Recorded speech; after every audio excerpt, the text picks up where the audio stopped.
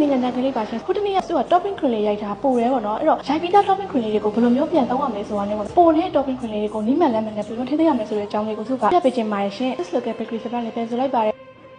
ဒါလေးကတော့ဟိုတနေ့ရိုက်ပြီးတော့ပို့တဲ့ topping cream အပိုလေးဖြစ်ပါတယ် topping cream လေးက free time မှာတင်ထားလို့ရပါတယ်ရှင်စုကတော့ရမ်းမခဲစနေတဲ့ချက်မှုပေါ့နော် chill တိုင်းမှာပဲပြော့အတိုင်းလေးပဲထားရပါတယ်ရှင်အခုလိုမျိုးပို့တဲ့ topping cream လေးတွေကိုပြန်သုံးမှဆိုလို့ရှိရင်တော့အရာတာကိုအရင်ဆုံးမီးစမ်းပြီးမှသုံးဖို့ကတော့အရန်ကိုအရေးကြီးပါတယ်ရှင် freezer တွေကနေပြီးတော့ထုတ်ပြီးရိုက်မဲ့သူတွေအတွက်ဆိုလို့ရှိရင်ဒီ topping cream ကခဲနေတဲ့အခါကျတော့ချင်းချင်းရိုက်လို့မရပါဘူးရှင်အပြင်ဘက်မှာမိနစ်30လောက်ပြော့သွားအောင်ထားပြီးမှမှုပေးရပါမယ်ရှင်ဘာလို့လဲဆိုတော့ခဲနေတာကို speed အများကြီးနဲ့ရိုက်တဲ့အခါကျလို့ရှိရင် cream တွေကပြတ်သွားနိုင်ပါတယ်ရှင်ဒီလိုမျိုးပို့တဲ့ cream လေးပြန်မှုတဲ့အခါမှာ speed အများကြီးနဲ့မှုရပြမဟုတ်ဘဲနဲ့နှစ်3လောက်နဲ့မှုပြီးတော့ပေါ့နော်ဆက်နဲ့ရိုက်လိုက်လက်ကလေးနဲ့နှာမှုပြီးလဲလောက်ရပါမယ်ရှင်အခုဆိုလို့ရှိရင် cream လေးကလည်းရကန်နေဖြစ်နေပြီပေါ့နော် cream အပြော့မှာကိုကျတော့ကိုလိုချင်တဲ့အနေအထားမျိုးမှာရိုက်လိုက်လို့ရပါတယ်ရှင်